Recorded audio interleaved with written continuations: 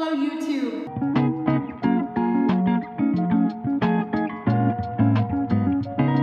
Welcome back to my channel. If you're new here, please consider subscribing and checking out my channel. It means the world to me. And if you're returning, it's really great to see you again. I hope your day is going fantastic. So, this week's video is going to be a little bit different. It's going to be more of a discussion / commentary video. I will be talking about the impact of Diary of a Wimpy Kid. Not only the book series, but the movie series. So, without further ado, let's talk about it. Let's discuss. So before I get into the beef, the meat of this discussion, I'm first going to tell you why I was inspired to make this video. So, I have my notes here. I am being professional this time.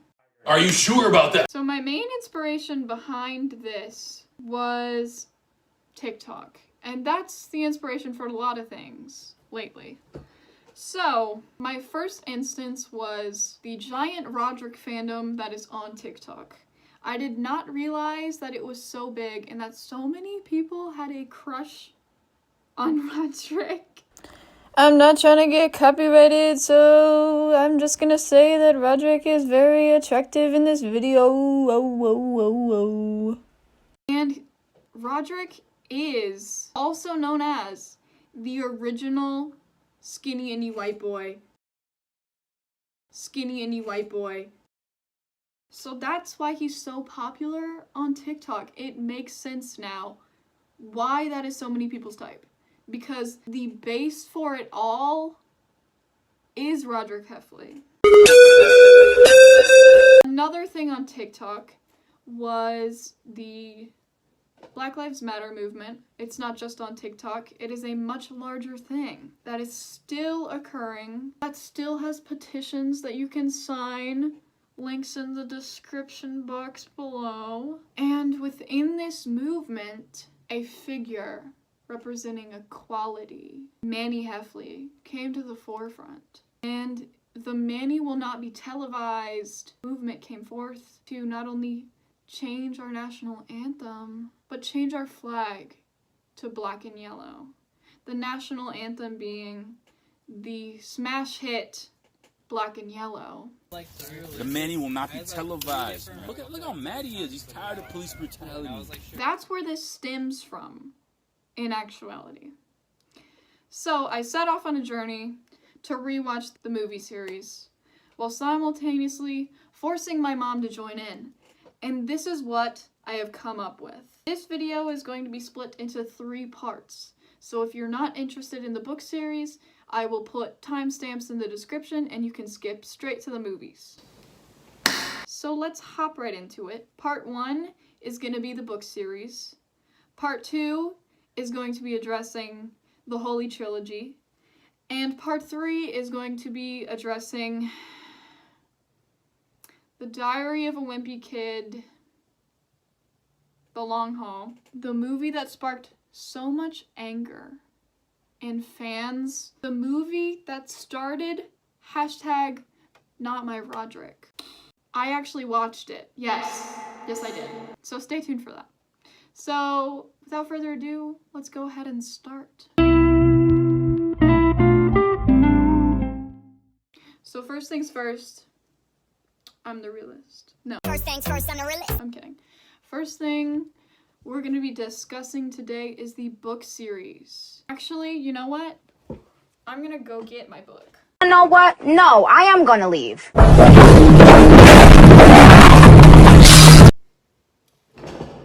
The book series. Yes, I do own a copy of this. Jeff Kinney, the writer of Diary of a Wimpy Kid, defined an era of children's books. And let me explain why. This diary form of writing in older children's novels became very popular. And I'll give you some examples. For example, the Dork Diaries series. I personally read this one religiously. I was an equal fan of both, but I did read more of the Dork Diaries books than I did the Diary of a Wimpy Kid series. Another example is the Dear Dumb Diary series. I only read like 2 books within this series, but it was a similar format that there were illustrations and it was set up in a diary format and it took place in middle school. And he really started that. Comparable comic series are also the middle school series by James Patterson, who was already a very popular author at the time, known for more young adult or adult books. But he came out with a children's series soon after the Diary of a Wimpy Kid was widely successful. So now we're going to get into why this type of book was so successful and how Jeff Kinney executed it. The bridge between a chapter book and a comic book were blurred because of this type of writing. And the large number of books within this series appealed to kids because they were quick, easy, and entertaining to read, and each book entailed a new adventure. I grew up with these books personally and read them. Maybe not like the last few that came out because I had outgrown them by then. I was an avid reader when I was younger, but I remember even my friends who didn't like reading read the Diary of a Wimpy Kid series simply because it's easy to follow and it's engaging. So this is where Kinney was really successful. Kinney brought reading into the limelight for older kids at the time of their release.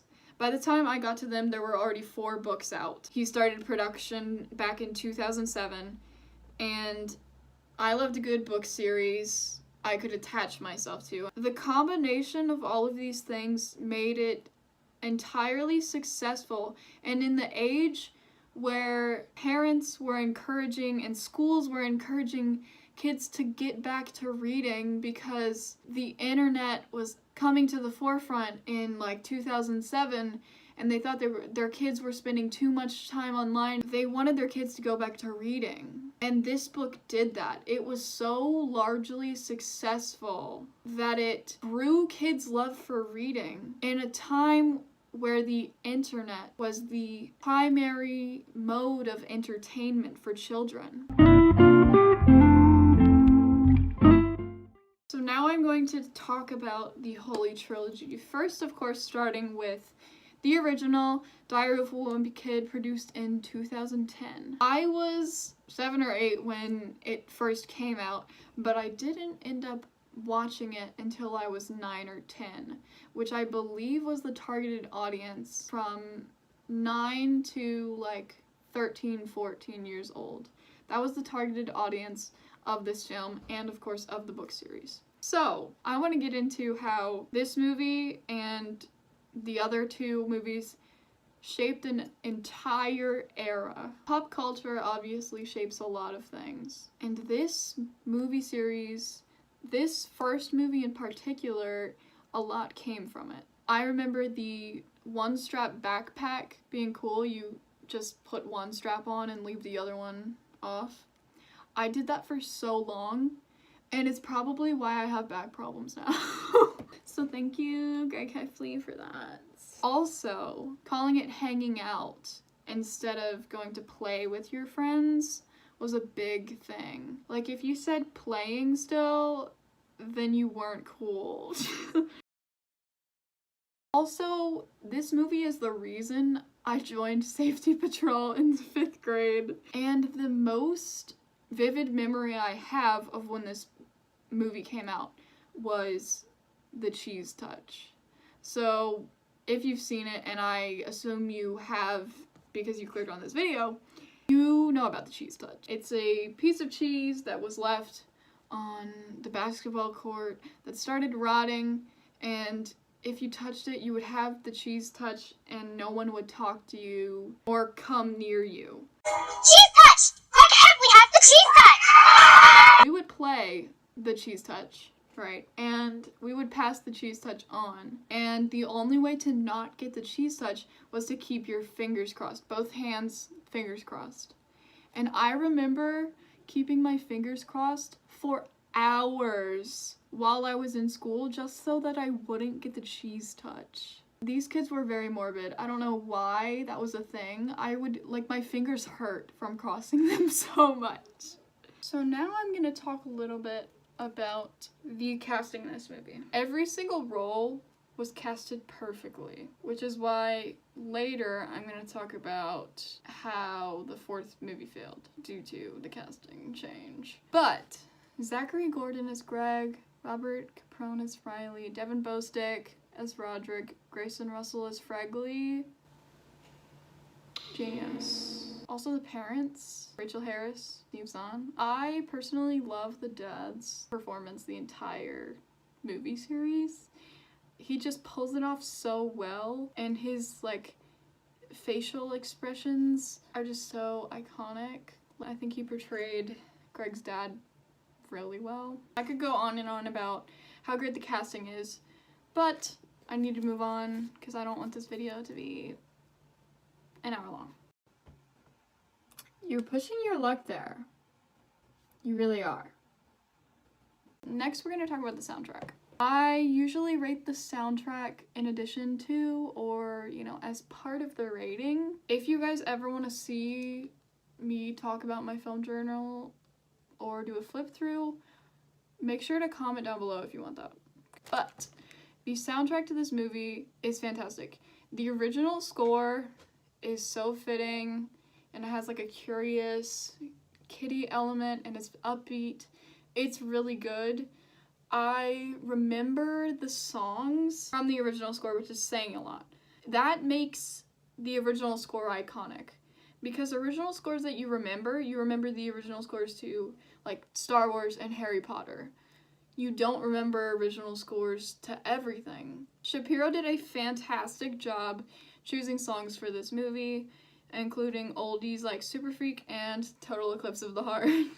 My favorite scene in the entire movie is the audition scene for Wizard of Oz, and Greg sings Total Eclipse of the Heart like an angel. Like, that scene is so good. Every now and then I fall apart. Anyway, the reason this movie worked is because of a combination of all of these things. But not only that, it is memorable and funny and teaches a lesson about the ridiculous social hierarchy of middle school and also the world in general. So now I'm going to talk about the second movie in the Diary of a Wimpy Kid series, which is Rodrick Rules. This movie came out in 2011.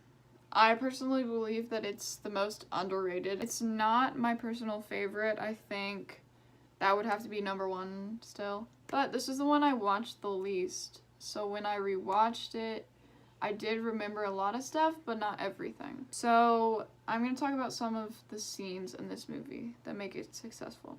So the party scene with Rodrick and Greg at their house, it really encompasses the early 2000 high school party, but they made it PG, which is pretty impressive. Me personally, I would have loved to go to Rodrick's party. Like, they had a soda chugging competition, and Riley started a conga line. That sounds pretty fun to me. Also, the sibling dynamic between Greg and Rodrick is accurate. I have 4 brothers myself, and I was friends with my youngest older brother after we fought for years. So the way that Greg and Rodrick kind of had this love-hate relationship makes sense to me, and I think it does to other siblings. The talent show scene where Rodrick and Susan go viral because she's dancing to his band playing really reminds me of viral videos on TikTok today, so I think it's a very realistic scenario. The soundtrack is very good in this movie, again, with the original score still having the same lighthearted feel to it, and pop hits like TikTok by Kesha. I remember I was Rowley. I would lip sync to that song all the time with so much attitude. I love that scene. And it has, of course, Magic by Pilot. For me, this wasn't as great as the first movie, but it is a standout movie on its own.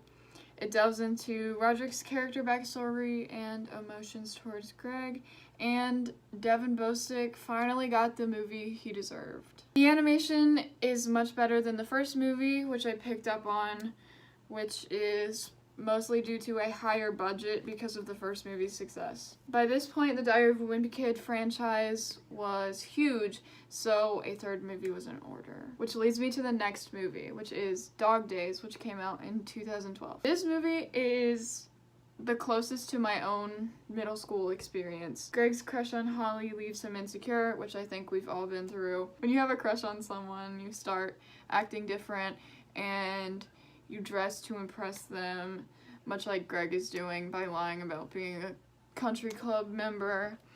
I never did anything to that extent, but I definitely did things to try and catch someone's attention.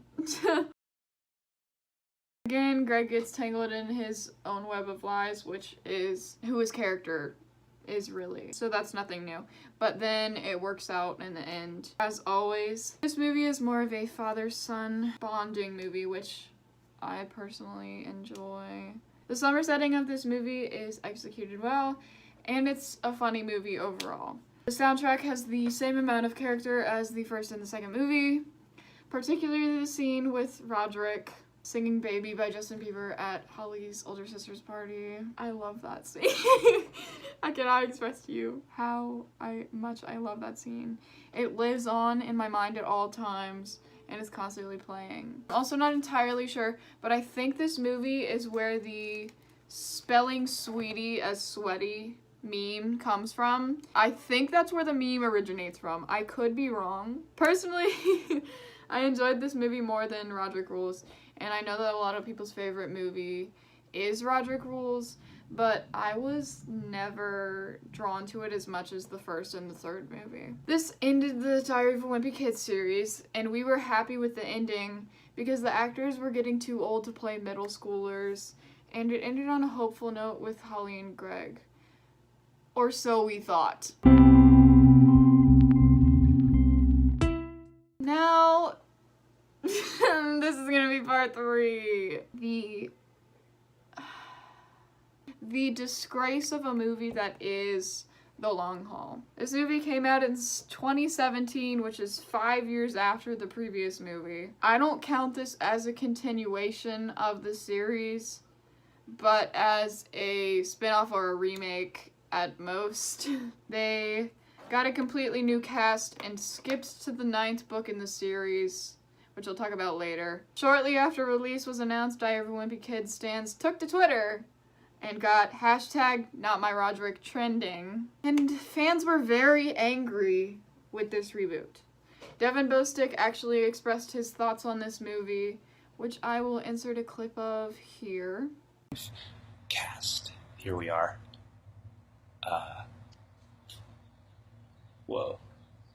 My bad, guy. I'm not in this movie. Charlie Wright. That guy actually looks a lot more like Rodrick than. So the reason they skipped to the 9th book, this has been discussed by other people, I'm sure, is because it's a vacation book. So if you're not aware, making a vacation movie is a whole lot cheaper than having to get a full set. It's a road trip movie, so the only settings in the movie are the hotel, their car, their grandma's house, which is at the end, and some convention, which isn't a hard setting to recreate. So this movie's budget was lower. They made it cheaper than any of the other movies. This movie flopped, sort of. For context, the first movie had a budget of $30 million and the box office made $75 million. And this movie's budget was lower by $8 million and their box office was only like $40 million. The issue with this movie is mostly the cast. Greg looks younger when he's supposed to be older, which makes no sense. And Rodrick, don't even get me started. They really did him dirty. The cast itself actually isn't terrible at acting, but the way they try and mimic the original cast, especially Rodrick, is cringeworthy. If they had just taken the characters and made them their own, I think it would have been a more successful movie. It still would have nothing on the original trilogy, but if they executed it differently, I think it wouldn't have flopped so hard. I am so sorry that Alicia Silverstone, the queen herself from Clueless, was put through this movie, was put through the backlash that this movie received, because she really doesn't deserve it. The soundtrack isn't nearly as good, particularly the original score, which is barely even there. I didn't notice it. It's not as upbeat, not as memorable. Only song I do remember is Lover by the Spice Girls, and that's only because they played it twice, almost fully through, and they really said, oh, we're gonna take full advantage of the rights to this song in this movie, and we're gonna play it twice. Like, there is no reason. There's no reason to do that. What was the reason? I just explained the reason. What was the reason, bitch? I put off watching this movie for a long time because of its reputation. But I did it for you guys. I actually watched this movie all the way through in one sitting. I did catch myself laughing like twice, but this movie is honestly a mess. I feel like there was no lesson learned from this movie. The only lesson I could take from it was maybe keep pushing on and you'll reach your destination. There's a scene where he goes off on his mother, which would not have flew in my household. Or in most households, I don't think. And somehow they made her so strict throughout the movie. It portrays her character as a ridiculously strict mother. And then when he yells at her, she doesn't care and she apologizes to him, which I find very hard to believe because they built up her character to be so strict and ridiculous and have so many rules, but it contradicts itself. Overall, this movie wouldn't have been so bad if it hadn't branded itself as a Diary of a Wimpy Kid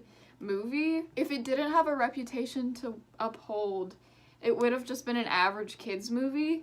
But the fact it is part of such a successful series that is near and dear to the hearts of many made it such a failure in the eye of fans. In conclusion, Diary of a Wimpy Kid shaped my generation's childhood, was widely successful, and to this day is enjoyable to watch and to read.